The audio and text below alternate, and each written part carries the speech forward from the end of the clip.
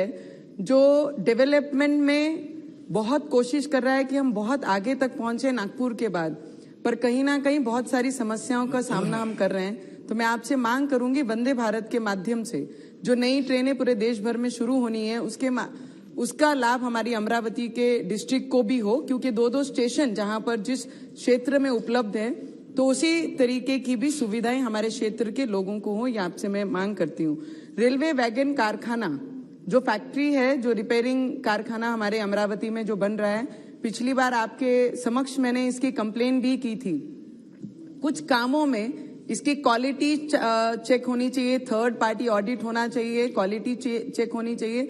अब सर मैं 10 दिन पहले जब वहां गई तो बार बार वो तारीख पे तारीख दे रहे हैं कि नेक्स्ट मंथ हम ये काम पूरा करेंगे, उसके अगले महीने ये पूरा काम करेंगे, पर वो हर बार रेलवे बोर्ड से उन्हें 9 महीने की तारीख के आगे एक्सटेंशन मिल जाता है। अब जब मैं पिछली बार गई तो इलेक्ट्रिशियन के डिपार्टमेंट ने बहुत बड़ा काम अभी तक पूर्ण नहीं हुआ है। मैं आपसे विनती करूंगी जल्द से जल्द उसका काम पूरा किया जाए, जिससे हमारे क्षेत्र को, डिपार्टमेंट को और पूरी रिपेयरिंग वर्कशॉप को उसका लाभ मिलना चाहिए, विदर्भ की और महाराष्ट्र की ट्रेन की। और उसके साथ में सर बंडेरा रेलवे स्टेशन बहुत ब्रिटिश कालीन स्टेशन है हमारे अमरावती जिले में, और वहां पर ब्यूटिफिकेशन के लिए जब पहले डीआरएम सर थे उनसे हमने डिमांड की थी, आपसे भी सर मैंने निवेदन किया है कि उसके ब्यूटिफिकेशन के लिए, उसे सुंदर बनाने के लिए हमें ब्रिटिश कालीन स्टेशन है, पर वहां पे आज भी लिफ्ट का काम शुरू होके बंद पड़ा है बहुत दिनों से। उसका काम पूरा करना चाहिए, क्योंकि बुजुर्ग लोग जब भी ट्रैवल करते हैं तो यहाँ से दूसरे प्लेटफॉर्म में जाने के लिए उन्हें बहुत बड़ी दिक्कतों का सामना करना पड़ता है। तो उसके लिए आपने कुछ बजट में अगर प्रावधान करके, ब्यूटिफिकेशन बहुत छोटी सी चीज है सर, उसमें अगर प्रावधान किया बंडेरा स्टेशन को तो बहुत सारी चीजें हल हो सकती हैं। बुजुर्गों को बहुत ज्यादा ईज वो स्टेशन के द्वारा उनको सेवा मिल सकेगी।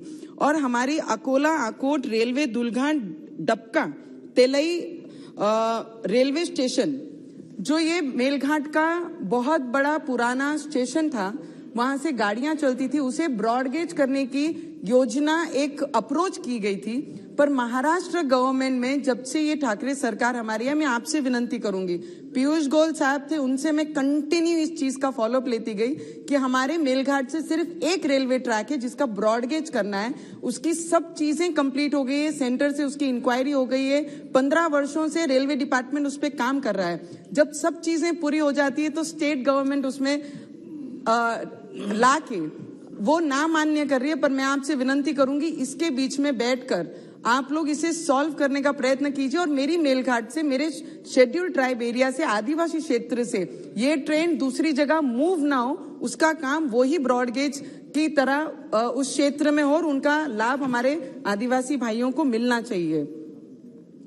हमारी ब्रिटिश कालीन शकुंतला रेलवे ट्रेन है सर, हमारे गाड़ी जो अचलपुर, यवतमाल, मूर्तिजापुर, दरियापुर, ये जो ब्रॉडगेज करने के लिए हमने प्रस्ताव दिए, बहुत सारे दिक्कतों का सामना रेलवे डिपार्टमेंट उस दौरान कर रही थी। हमारी कंटिन्यू मांग थी अगर आप ब्रॉडगेज नहीं कर पा रहे हैं तो एटलीस्ट जो ट्रेन हमारे किसानों को सुविधा देने के लिए हर स्टेशन टू स्टेशन जाती थी, उनकी जान बनी थी हमारी ये शकुंतला गाड़ी, ये ट्रेन। आपसे मैं विनती करूंगी जिस भी परिस्थिति में ये ट्रेन है उस परिस्थिति में इसे वापस शुरू किया जाए, जिससे हमारे किसानों को बहुत बड़ा फायदा और लाभ मिल सकेगा, क्योंकि ये हमारे जिलों की ऐसी डिवीजन हेडक्वार्टर है और ये पूरे डिस्ट्रिक्टों को जोड़ने का काम हमारी ये शकुंतला ट्रेन करती है। मैं आपसे विनती करूंगी सर। और हमारी पूना अमरावती एक्सप्रेस जो गाड़ी है, ये कोविड के दौरान उसे बंद किया गया। बहुत सारे हमारे बच्चे आईटी के अंदर बहुत सारे जॉब्स के कारण सब पूना में बहुत ज्यादा स्टूडेंट पढ़ने भी जाते हैं, जॉब्स करने जाते हैं। ये पूना ट्रेन के लिए हमें 18 घंटे घूम के जाना पड़ता है सर। मैं आपसे विनती करूंगी वीकली 3 दिन हमें डायरेक्ट गाड़ी पूना के लिए ट्रेन दी जाए, जिससे ये लोगों को, ये वर्ग को हम मदद कर पाए और सुविधा हमारे क्षेत्र को मिल पाए सर।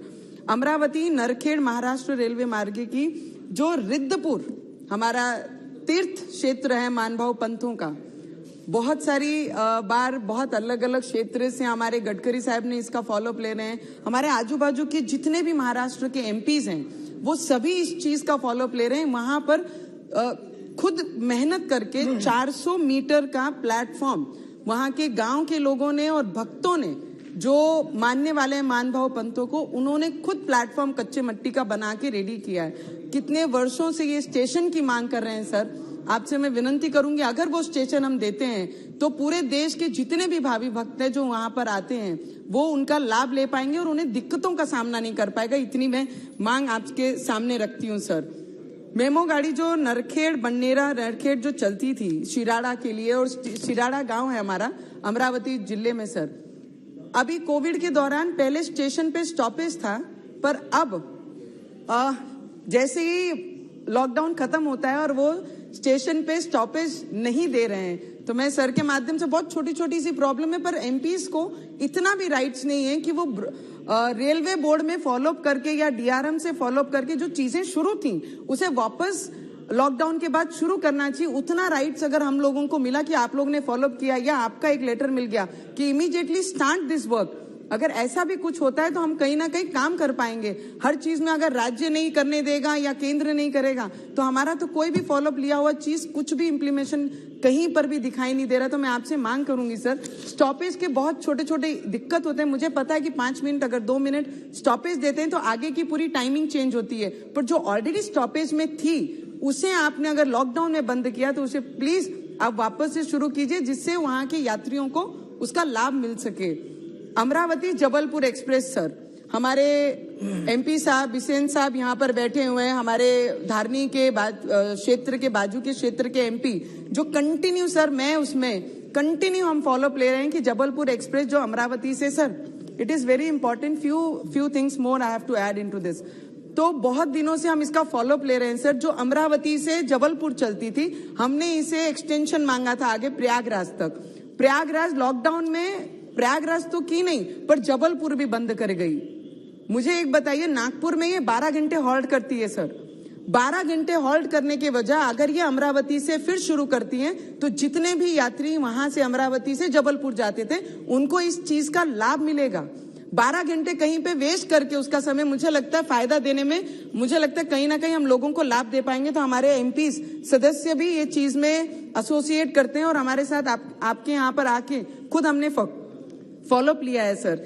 और जितनी भी जनरल ट्रेन्स, अभी जनरल टिकट्स जो है सर, लास्ट 2-3 मिनट्स, टिकट्स का जो इशू था, जो जनरल टिकट्स अभी मुझे लगता है कोविड के दौरान बंद की गई हैं, उसे जल्द से जल्द हमने अगर शुरू की तो उसका लाभ सभी लोगों को, आम जनता को, क्योंकि महाराष्ट्र में बस का, एसटी का, वर्करों का हड़ताल चल रहा है तो बहुत सारी सुविधाओं में दिक्कत हमारे महाराष्ट्र के लोगों को हो रही है। तो जनरल टिकट आपने अगर शुरू की तो बहुत ज्यादा फायदा लोगों को होगा। सर मैं आपको अभिनंदन करना चाहूंगी। पहले की गवर्नमेंट में 1100 करोड़ हमारे महाराष्ट्र को दिया जाता था, 11,000 करोड़ रुपया रेलवे डिपार्टमेंट से, आज उसका 10 टाइम्स ज्यादा ये सरकार हमारे महाराष्ट्र को दे रही है। तो उसके लिए आपका सर मैं अभिनंदन करना चाहूंगी कि इतनी एफर्ट्स लेके रेलवे डिपार्टमेंट को स्ट्रांग बनाने का काम हमारी ये केंद्र सरकार कर रही है। सर सिर्फ मैं आपसे विनती करूंगी कि ये दौरान, लॉकडाउन के दौरान जो टाइम टेबल चेंज हुए हैं उसे फिर एक बार ध्यान में देते हुए लोगों को जो सुविधा है उन तक पहुंचानी चाहिए। और जो ट्रेन में साफ सफाई का सबसे बड़ा मुद्दा है सर, उस पर ध्यान देना बहुत जरूरी है।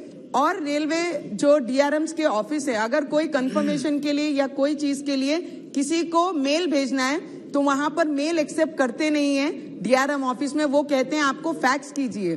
और आज हर ऑफिस में फैक्स कहीं उपलब्ध नहीं है सर, तो वो फैक्स ना मांगते हुए फैक्स मांगते हैं तो उसके लिए 2-2 घंटा सभी को वेट करना पड़ता है और फैक्स करना पड़ता है। मैं भुसावल डिवीजन से बिलोंग करती हूँ सर, हमको डीआरएम ऑफिस वहीं पड़ता है और ये दिक्कत हम भी सामना इसका करते हैं। श्री अनुराग शर्मा जी।